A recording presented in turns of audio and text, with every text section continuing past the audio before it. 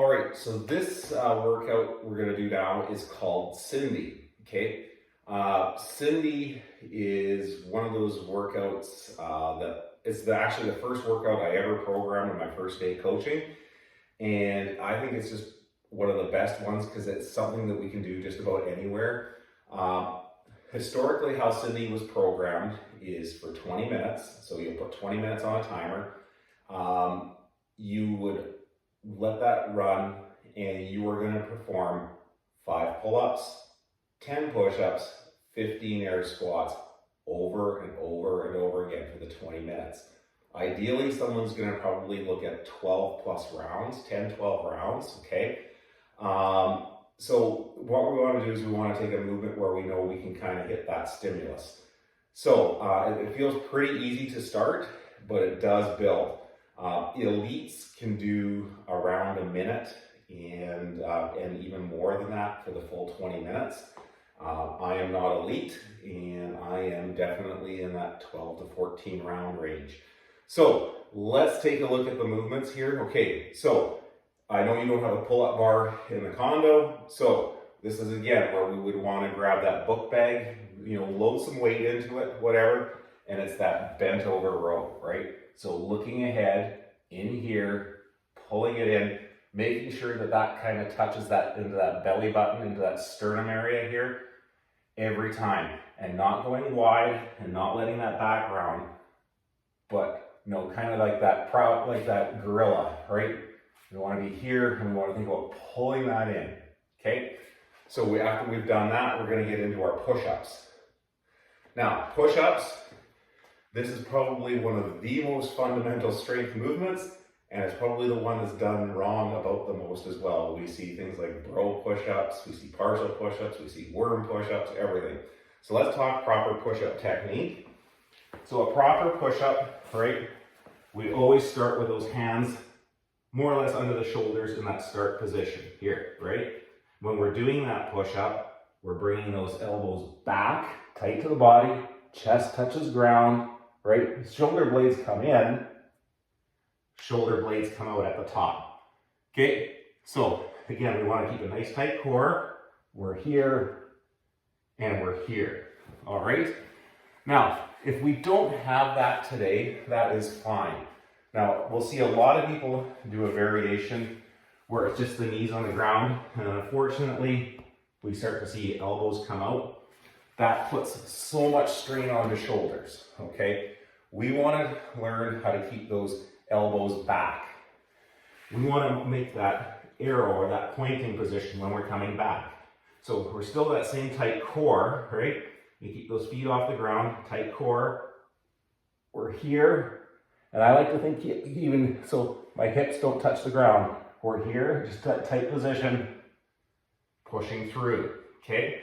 Now, if we're trying to build that strength, one thing that we can do, because if we're always doing them from our knees, we're never getting used to carrying our body weight through that movement.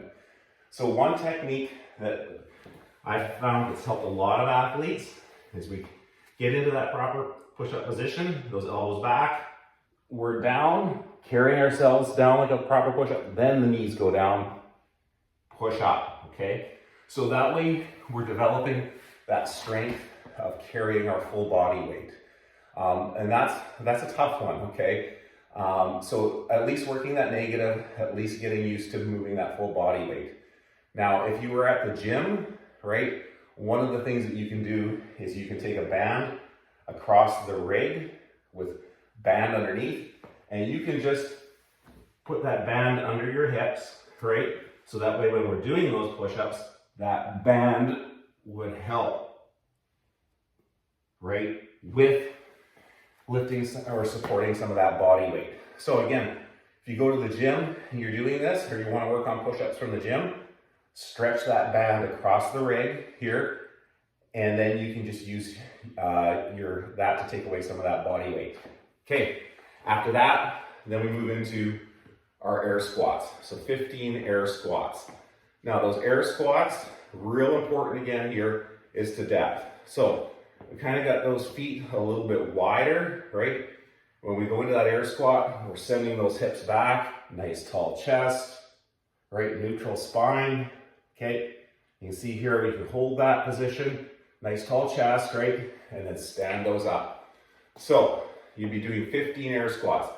The biggest thing is getting that hip, those hips below the knee crease. So from the side, right, what we don't want to be is in a rounded position like this, right? We want to work ourselves through a nice tall chest position.